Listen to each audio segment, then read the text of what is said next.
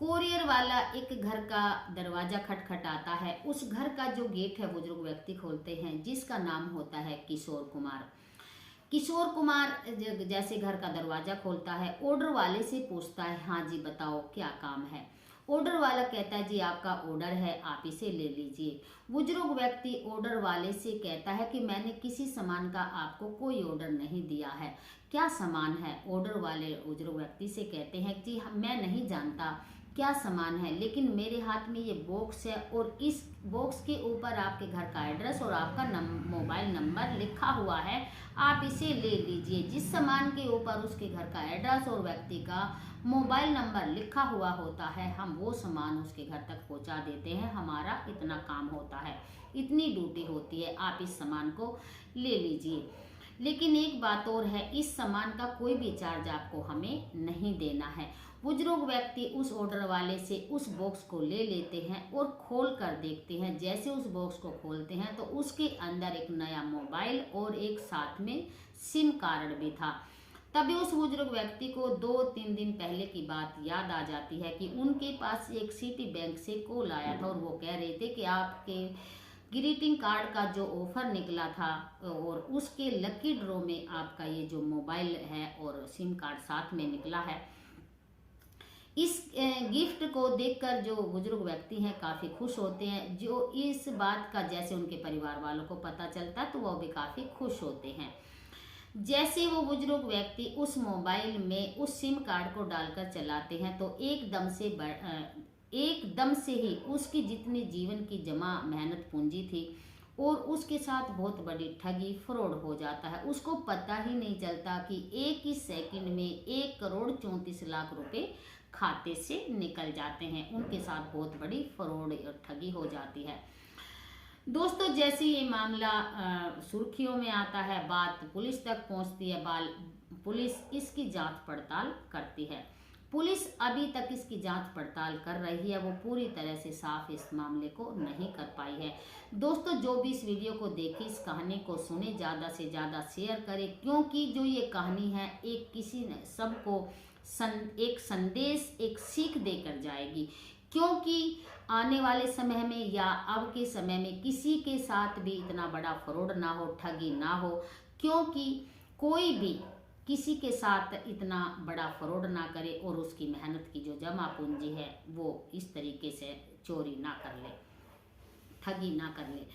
दोस्तों, मेरा नाम है रेखा देवी और जो आज की सच्ची घटना मैं आपको सुनाने जा रही हूँ वो सच्ची घटना है हरियाणा का एक जिला लगता है हिसार। हिसार की दोस्तों ये सच्ची घटना है। हिसार के एक जाने माने जो डॉक्टर होते हैं वो 8 अगस्त 2024 को शाम का लगभग 4:30 बजे का समय था। वो अपनी कोठी पर आराम कर रहे थे, यानी कि सो रहे थे। अचानक से डॉक्टर साहब की जो मोबाइल की जो घंटी बजती है, उनके मोबाइल पर एक व्हाट्सएप कॉल आता है।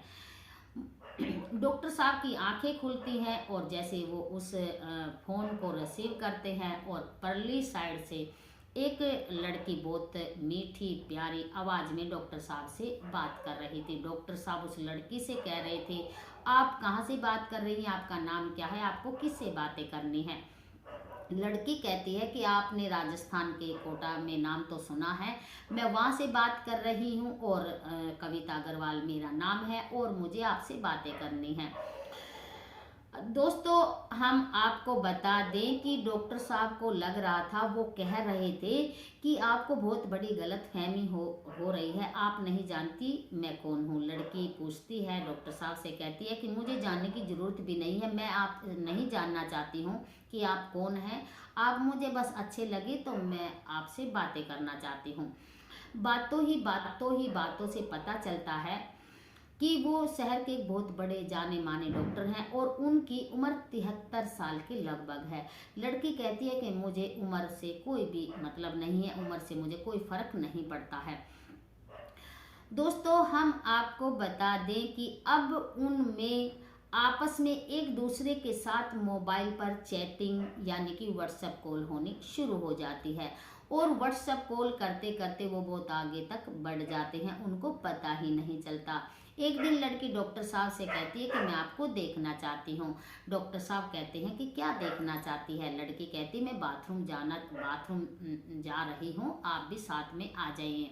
डॉक्टर साहब थोड़ी सी देर तो सोचने लगते हैं कि जब लड़की ही पहले बुला रही है तो मुझे जाने में कौन सा हर्ज है, मुझसे कोई फर्क नहीं पड़ता, तो मुझे भी बाथरूम चले जाना चाहिए। लड़की बाथरूम चली जाती है तो पीछे पीछे डॉक्टर साहब भी चले जाते हैं। लड़की एक एक करके अपने कपड़े उतारती है तो डॉक्टर साहब भी अपना एक एक करके कपड़े उतार देते हैं। लड़की पूरी ही नग्न अवस्था में हो जाती है, यानी कि बिना कपड़े। डॉक्टर साहब भी बिना कपड़े हो जाते हैं और जैसे जैसे लड़की हरकत करती है ऐसे ऐसे डॉक्टर साहब हरकत करना शुरू कर देते हैं। जो भी जितनी देर का जो 6 मिनट 54 सेकंड का ये वीडियो होता है, लड़की पूरी तरह से इस वीडियो को अपने मोबाइल में रिकॉर्ड कर लेती है। डॉक्टर साहब इस जो सिचुएशन थी, जो वीडियो थी, इससे पूरी तरह से अनजान होते हैं। लड़की 6 मिनट 54 सेकंड का जो वीडियो है वो अपने कैमरे में रिकॉर्ड कर लेती है और फोन को काट देती है। फोन कट हो जाता है। डॉक्टर साहब अपने कपड़े पहन लेते हैं। थोड़ी देर के बाद जो लड़की है डॉक्टर साहब को कॉल करती है और वो उसे पैसे की डिमांड करने लगती है। डॉक्टर साहब कहते हैं कि आपको कितने पैसे चाहिए। वो लड़की कहती है कि मुझे 5,000 रुपये चाहिए। डॉक्टर साहब कहते हैं कि ना तो मैं ऑनलाइन लेन देन करता हूँ और ना ही मैं पेटीएम वगैरह चलाता हूँ, तो मैं आपको पैसे कैसे दे सकता हूँ। लड़की एकदम से डॉक्टर साहब की बात सुनकर आग बबूला हो जाती है और वो धमकी देते हुए डॉक्टर साहब से कहती है कि जो भी उस वक्त बाथरूम में हुआ वो मैंने पूरी तरह से फोन में रिकॉर्ड कर लिया है। 6 मिनट 54 सेकंड का जो वीडियो है, यदि इस वीडियो को मैं सोशल मीडिया के अलग अलग प्लेटफॉर्म पर अपलोड कर देती हूँ तो तुम कहीं के नहीं रहोगे, समाज में तुम बोलने लायक नहीं रहोगे, मुंह दिखाने लायक नहीं रहोगे, और जो तुम्हारे यारे प्यारे परिवार के जो लोग हैं उनके सामने भी जो तुम्हारी इज्जत है वो एकदम खराब हो जाएगी। आपके बिना कपड़ों के थे और आपने जो ऐसी ऐसी हरकतें आप कर रहे थे, आप मुंह दिखाने के लायक नहीं रहोगे, समाज में आपकी बहुत बड़ी बदनामी होगी। इतना कहते वो लड़की अपने फोन को स्विच ऑफ कर देती है, फोन को काट देती है। जैसे ही डॉक्टर साहब उस लड़की की बातें सुनते हैं तो उनका दिमाग एकदम सुन्न रह जाता है कि ये लड़की कह क्या गई है। क्यों जब जब डॉक्टर साहब को होश आता है तो डॉक्टर साहब एकदम से लड़की को कॉल बैक करते हैं तो लड़की का फोन स्विच ऑफ आता है। डॉक्टर साहब परेशान हो जाते हैं, बार बार लड़की को फ़ोन मिलाने की वो ट्राई करते हैं, लेकिन लड़की का फ़ोन जो है स्विच ऑफ आता है। ना तो इधर से फ़ोन डॉक्टर साहब का मिल रहा था और ना ही लड़की का फ़ोन उधर से आ रहा था। अब डॉक्टर साहब के साथ ये 8 तारीख को घटना घटी थी। 8 तारीख भी ऐसे चली जाती है, 9 भी चली जाती है, 10 भी चली जाती है, अब 10-11 तारीख भी ऐसे ही बीत जाती है। डॉक्टर साहब इस 8 तारीख की घटना को हुए ही कई दिन गुजर गए थे। डॉक्टर साहब इस घटना को इग्नोर कर देते हैं कि मेरे साथ ऐसा कुछ हुआ ही नहीं था। डॉक्टर साहब एकदम नॉर्मल हो जाते हैं और सोचने लगते हैं चलो कोई नहीं, ये अफवाह थी, ये एक वो था, मतलब फ्रॉड था, ये ख़त्म हो गया, ना टेंशन करने की कोई ज़रूरत नहीं। एकदम से वो नॉर्मल हो जाते हैं और अपने काम में लग जाते हैं। लेकिन दोस्तों जैसे 12 तारीख आती है तो 12 तारीख के दोपहर के 12 बजे का आसपास का समय रहा होगा। डॉक्टर साहब के पास एक वीडियो कॉल आती है। जैसे डॉक्टर साहब के पास वीडियो कॉल आती है, डॉक्टर साहब उस वीडियो कॉल को ओके करते हैं। तो वीडियो कॉल में एक पुलिस इंस्पेक्टर की वर्दी पहने एक पुलिस वाले जो अफसर हैं वो बोल रहे थे और अपना नाम राम पांडे बताते हैं। राम पांडे डॉक्टर साहब से कहते हैं कि मैं सीबीआई अफसर हूं, मैं सीबीआई से बोल रहा हूं, आपकी जो वीडियो है सोशल मीडिया पर वायरल हो रही है, जितनी 6 मिनट 54 सेकंड की जो वीडियो है वो मेरे पास आई है, मैं आपके जो ऊपर है वो कार्रवाई करना चाहता हूं। डॉक्टर साहब जैसे सीबीआई अफसर की बात को सुनते हैं एकदम से डर जाते हैं और थर थर कांपने लगते हैं। सीबीआई अफसर जो होते हैं, जो राम पांडे होते हैं, वो डॉक्टर साहब से कहते हैं आप परेशान ना हो, घबराओ नहीं। लेकिन जो वीडियो मेरे पास आई है, मेरी मजबूरी है, थोड़ी मुझे कार्रवाई तो ज़रूरी करनी है। लेकिन आप घबराएं नहीं, आप एक इज्जतदार आदमी, आपका शहर में नाम है। मैं राम पांडे जो CBI अफसर जो उधर बोल रहे थे, वो डॉक्टर साहब से कहते हैं कि मैं आपको जो थोड़ी सी राहत है वो ज़रूर वो दे सकता हूँ। वो राहत क्या है कि जो एक बड़ा यूट्यूबर है जिसका नाम होता है संजय सिंह यादव, ये वीडियो यूट्यूब पे अपलोड ना हो, आप इसे रोकना चाहते हैं, आपकी बदनामी ना हो, तो जो ये फ़ोन है मैं उस संजय सिंह यादव को ट्रांसफ़र कर देता हूँ। अब आप जाने या वो जाने कैसे कैसे आपको एस्टिमेट करना है, कैसे कैसे इसको इसके जो ये वीडियो है इसका क्या करना है, आप जाने वो जाने, बाकी अब मैं नहीं जानता। थोड़ी देर के बाद जो संजय सिंह यादव का फ़ोन डॉक्टर साहब के पास आता है, डॉक्टर संजय सिंह यादव डॉक्टर साहब को धमकाते डराते हुए कहते हैं कि तुम्हें शर्म नहीं आती, तुम इस उम्र में और इस सिचुएशन में, इस अवस्था में, नग्न अवस्था में ऐसी ऐसी गंदी गंदी हरकतें कर रहे थे, तुम्हें शर्म नहीं आती? एक लड़की के साथ तुम पूरी तरह से नंगे हो गए, बड़ी शर्म की बात है। डॉक्टर साहब उसे डरे हुए से, सहमे हुए से संजय सिंह यादव से हाथ जोड़कर वो कहते हैं कि जो गलती हो गई है वो तो हो गई है, लेकिन इसकी गलती के लिए मुझे माफ़ कर दीजिए, लेकिन आप मुझे बताएं कि अब इसका निवारण कैसे होगा, अब मुझे करना क्या है। संजय सिंह यादव कहते हैं कि यदि आपको कुछ करना है और ये बात आगे तक ना पहुंचे, ये वीडियो उस यूट्यूब पे अपलोड ना हो और आप राहत पाना चाहते हैं, तो आपको अभी के अभी 3.5 लाख रुपए जो खाता नंबर मैंने इसमें दिया है उस पर आप डाल दीजिए। पहले तो डॉक्टर साहब थोड़ी देर सोचते हैं, फिर सोचने लग जाते हैं कि जो मैंने पूरी जिंदगी पैसा कमाया है वो किस दिन काम आएगा। या तो पैसा बात को होता है, नहीं स्वाद को होता है। इस बात के लिए पैसा काम नहीं आया तो मेरे किसी काम का नहीं है। डॉक्टर साहब अपनी पत्नी के बैंक खाते से 3.5 लाख रुपए निकाल कर जो खाता नंबर संजय सिंह यादव ने दिया था उसमें ट्रांसफर कर देते हैं और चैन की सांस लेते हैं। लेकिन दोस्तों हम आपको बता दें कि अगले ही दिन राम पांडे हैं उसका फ़ोन फिर डॉक्टर साहब के पास आता है और डॉक्टर साहब से वो राम पांडे कहते हैं कि यूट्यूब से तो आपने ये जो वीडियो है सोशल मीडिया पर यूट्यूब पर अपलोड होने से तो रोक लिया है, लेकिन जो और जैसे फेसबुक है, इंस्टाग्राम है या अन्य प्लेटफॉर्म है उनसे रोकने के लिए आपको कुछ और तो जो राहत है, जो हेल्प है वो करनी चाहिए, वो करनी पड़ेगी। तो जैसे डॉक्टर साहब राम पांडे की बात को सुनते हैं तो वो फिर सोच में पड़ जाते हैं कि अब जो है यूट्यूब से जो वीडियो है आखिर इसका भी मसला ही क्या हो गया है। तो राम पांडे डॉक्टर साहब को थोड़ा फिर धमकाते हैं कि यदि आपको राहत पानी है और आगे कुछ ना हो, जो ये वीडियो है ये आगे किसी भी सोशल मीडिया के प्लेटफॉर्म पर अपलोड ना हो, तो और जो पैसे हैं वो अभी के अभी ट्रांसफ़र करने होंगे। और जो ये खाते नंबर हैं अलग अलग खातों पर एक पर जो 3.5 लाख रुपए जमा करने होंगे और दूसरे पर 3,98,000 रुपये आपको इस पर ट्रांसफ़र करने हैं। डॉक्टर साहब जो खाते राम पांडे ने बताए थे, खाते नंबर उनको दिए थे, एक पर 3.5 लाख जमा कर देते हैं और दूसरे खाते पर वो कर देते हैं 3,98,000 पैसे, वो जो रुपए हैं वो ट्रांसफ़र कर देते हैं। दोस्तों आपको हम बता दें कि 14 अगस्त को फिर राम पांडे का फ़ोन डॉक्टर साहब के पास आता है। डॉक्टर साहब से कहते हैं कि मैं आपको कुछ कहना चाहता हूँ।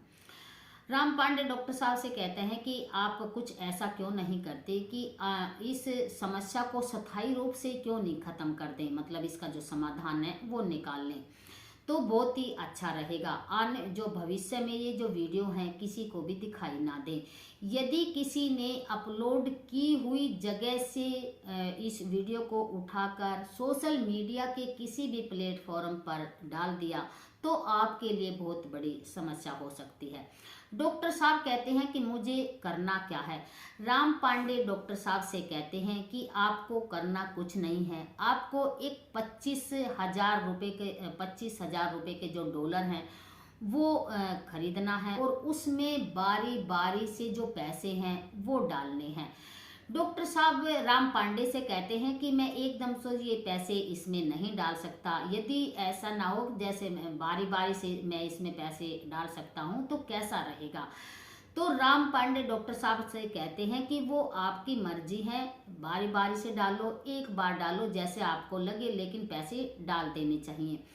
तो डॉक्टर साहब जो उसने स्टाम्प खरीदा था वो बारी बारी से उस जो खाता उन्होंने दिया था उसमें बारी बारी से डॉक्टर साहब 14 अगस्त को 20,17,000 रुपये उनके खाते में डाल देते हैं।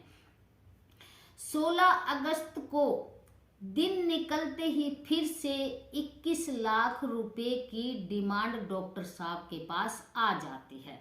राम पांडे डॉक्टर साहब से कहते हैं कि यदि आपने 21 लाख रुपए इस खाते में ट्रांसफर नहीं करे तो बात और भी खराब हो सकती है। 21 लाख रुपए का आपको ज़्यादा से ज़्यादा जल्दी से जल्दी बंदोबस्त करना है। डॉक्टर साहब फिर 21 लाख रुपए उनके खाते में ट्रांसफर कर देते हैं। दोस्तों हम आपको बता दें कि 19 अगस्त को फिर राम पांडे का डॉक्टर साहब के पास फ़ोन आता है और वो कहते हैं कि जो मेरे सीनियर हैं, ये बात मेरे सीनियर तक पहुंच गई है जिनका नाम है राकेश सथाना, और मैं नहीं चाहता ये बात ज़्यादा आगे ख़राब हो और मैं अभी आपके बीच में बिल्कुल भी नहीं पड़ूंगा। आप जैसे भी करके मेरे जो सीनियर हैं आप उनको मना सकते हैं, कैसे कैसे आपको मनाना है आप उन्हें मना सकते हैं। आप उनसे राकेश सथाना से बातचीत शुरू होती है और जैसे ही आगे से पैसों की डिमांड आती है, राकेश सथाना कहते हैं कि आप नहीं जानते मैं कौन हूँ और क्या कर सकता हूँ, आपको 10 लाख रुपए देने पड़ेंगे वरना मैं कुछ भी कर सकता हूँ। अब डॉक्टर साहब एक पल में ही सोचने लगते हैं कि वो मतलब मेरे साथ ये हो क्या रहा है। कभी तो 3 लाख रुपए की डिमांड आती है, कभी 20 की आती है, कभी 21 की आती है, अब 10 लाख रुपए की मेरे सामने डिमांड आती है। डॉक्टर साहब परेशान होकर अपने फ़ोन का स्विच ऑफ कर देते हैं और एक तरफ चुप देसी आराम से बैठ जाते हैं। क्यों, अब वो काफ़ी परेशान हो चुके हैं। डॉक्टर साहब जब थोड़ी देर के बाद आध पौन घंटे के बाद अपने फ़ोन को खोल कर देखते हैं तो उसमें ढेर सारे मैसेज आए हुए थे। मैसेज में लिखा हुआ था कि जो आपको पता नहीं मैं कौन हूँ, क्या कर सकता हूँ, आपको मेरी ताकत का अंदाज़ा नहीं है, मैं क्या कर सकता हूँ। तुम सीबीआई अफसर से बात कर रहे हो, मैं तुम्हारे घर पर आऊँगा, तुम्हारे हथकड़ी लगा कर घर से खींचता हुआ लेकर जाऊँगा। शहर में जो बच्चा बच्चा है वो तुम पर हंसेगा और सब तुम्हें देखेंगे और सब तुम्हारे ऊपर हंसेंगे कि डॉक्टर साहब एक लड़की से बातें करते करते नंगे हो गए थे, तुम्हारी कितनी बदनामी होगी इस बात का तुम्हें बिल्कुल भी अंदाज़ा नहीं है। फिर सामने से पैसों की डिमांड आती है, लेकिन अब की बार ज़्यादा पैसे नहीं थे, 3 लाख रुपए थे। फिर 22 अगस्त को फिर कॉल आता है, फिर पैसों की डिमांड आती है और डॉक्टर साहब से कहा जाता है कि आपको हर हालत में पैसे देने होंगे। डॉक्टर साहब से फिर 10 लाख रुपए की डिमांड आती है। डॉक्टर साहब फिर उनको जितने भी पैसे उन्होंने मांगे थे उनको दिए जाते हैं। गाड़ी हैं, स्टाफ हैं, सभी को मैनेज करना है। डॉक्टर साहब के पास सभी को मैनेज करना है और डिमांड आती है, फिर पैसों की डिमांड आती है और डॉक्टर साहब से कहा जाता है कि तुम्हें 15 लाख का और इंतजाम करना होगा। डॉक्टर साहब जैसे तैसे करके 15 लाख का इंतजाम कर देते हैं और पूरी तरह से वो दलदल में धंसते ही चले जाते हैं। डॉक्टर साहब सोचने लगते हैं कि जो अब जो यूट्यूब के जो है वो भी मैनेज हो गया, अधिकारी भी मैनेज हो गए, सोशल मीडिया भी मैनेज हो गया है, सभी तरह के जो सोशल मीडिया भी मैनेज हो गया है। अब किसी तरह की कोई भी दिक्कत नहीं है, सभी मैनेज हो गए हैं। अब 27 अगस्त 2025 को फिर डॉक्टर साहब के पास कॉल आता है। डॉक्टर साहब के पास जैसे ही कॉल आता है और वो अधिकारी कहते हैं कि जिस लड़की से तुम बात कर रहे थे उसने सुसाइड कर लिया है, बात बहुत बिगड़ गई है, अब तुम्हारा बचना बहुत मुश्किल है क्योंकि उस लड़की ने मरते वक्त एक नोट छोड़ा है और उस नोट पर तुम्हारा एड्रेस, नाम, मोबाइल नंबर सभी कुछ लिखा है। अब तुम्हें या तो फांसी होगी या तुम्हें उम्र कैद होगी। डॉक्टर साहब पूरी तरह से इस बात को सुनकर डर जाते हैं, घबरा जाते हैं और वो उस अधिकारी से कहते हैं कैसे न कैसे करके मुझे बचा लीजिए। अधिकारी डॉक्टर साहब से कहते हैं कि तुम्हें उनके घर वालों के लिए 30 लाख का जो बंदोबस्त और करना है, 30 लाख रुपए का बंदोबस्त करना है। मैं तुम्हें बचाने की जो बात है वो पूरी तरह से कर लूँगा। डॉक्टर साहब जैसे तैसे करके 30 लाख का फिर बंदोबस्त कर देते हैं। वो मामला कोर्ट में पहुंच जाता है और जैसे मामला कोर्ट में पहुंचता है, जज डॉक्टर साहब से 15 लाख रुपए की डिमांड करते हैं। डॉक्टर साहब जज की भी डिमांड पूरी कर देते हैं, 15 लाख उनके खाते में ट्रांसफर कर देते हैं। फिर जज साहब डॉक्टर साहब से कहते हैं कि 15 लाख में कुछ नहीं होगा, आपको 1 करोड़ रुपए देने होंगे। जैसे ही डॉक्टर साहब के पास का जो पैसे की डिमांड आती है तो डॉक्टर साहब रोने लगते हैं, गिड़गिड़ाने लगते हैं, परेशान हो जाते हैं और जज साहब से कहने लगते हैं कि अब मेरे पास कुछ नहीं बचा है। तो डॉक्टर साहब रोते गिड़गिड़ाते हुए कह रहे थे कि मेरे पास कुछ नहीं बचा है, मेरा जो कुछ भी था वो पूरी तरह खत्म हो चुका है, मेरे पास कुछ नहीं बचा है। लेकिन डॉक्टर साहब रोते रहे, गिड़गिड़ाते रहे, लेकिन जो सामने वाली पार्टी है वो अपनी जिद पर अड़ी हुई थी। वो कह रही थी कि को ये पैसे हमें देने ही देने हैं, वो अपनी पूरी जिद पर अड़ी हुई थी। डॉक्टर साहब रोते चिल्लाते चीखते कह रहे थे कि मेरे पास कुछ भी नहीं बचा है, मेरी जितनी जमा पूंजी थी वो पूरी तरह खत्म हो चुकी है, यानी कि मेरे पास 1,34,65,500 रुपये थे जो पूरी तरह से एक ही झटके में खत्म हो गए हैं, मेरे पास अब कुछ नहीं बचा है।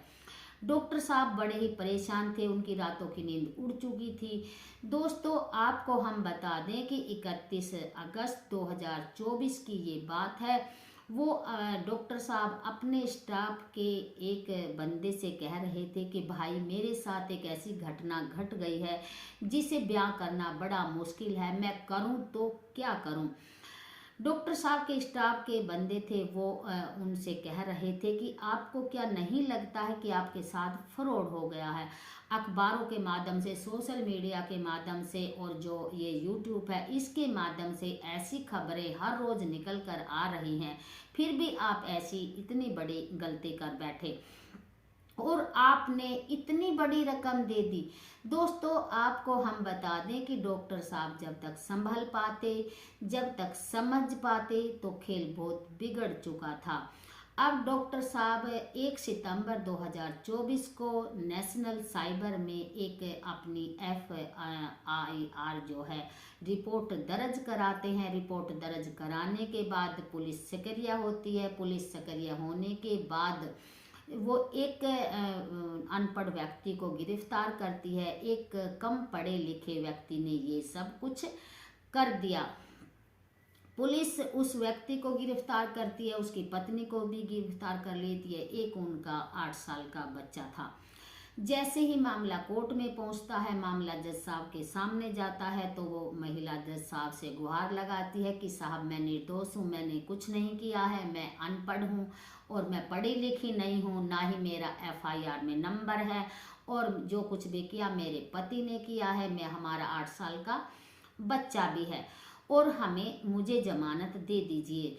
दोस्तों आपको बता दें कि जो वकील की दलील है, वकील साहब कहते हैं कि यदि ये जो महिला है ये इससे कोर्ट से बाहर चली जाती है, छूटकर बाहर चली जाती है तो ये सबूतों के साथ छेड़छाड़ कर सकती है। सुप्रीम कोर्ट उस महिला को जमानत देने से इनकार कर देता है। दोस्तों आपको बता दें कि 21 जनवरी 2025 को उस महिला की यानी कि उस परिवार की जमानत की जो अर्जी थी कोर्ट उसको रद्द कर देता है। मामला जो है अभी कोर्ट में विचाराधीन चल रहा है। दोस्तों ये थी हमारी वीडियो आपको अच्छी लगे तो ज़्यादा से ज़्यादा शेयर करना और जो हमारा वीडियो सुनाने का जो इरादा था किसी को परेशान करने का नहीं है। फिर मिलते हैं एक दूसरी वीडियो के साथ, तब तक हमारे साथ आप बने रहें। हमारी वीडियो को ज़्यादा से ज़्यादा देखना, ज़्यादा से ज़्यादा शेयर करना। जय भारत, जय हिंद, जय हिंदुस्तान। फिर मिलते हैं एक दूसरी वीडियो के साथ, जब तक नमस्कार। हमारे साथ आप बने रहें। आपका बहुत बहुत धन्यवाद होगा वीडियो को ज़्यादा से ज़्यादा शेयर करना।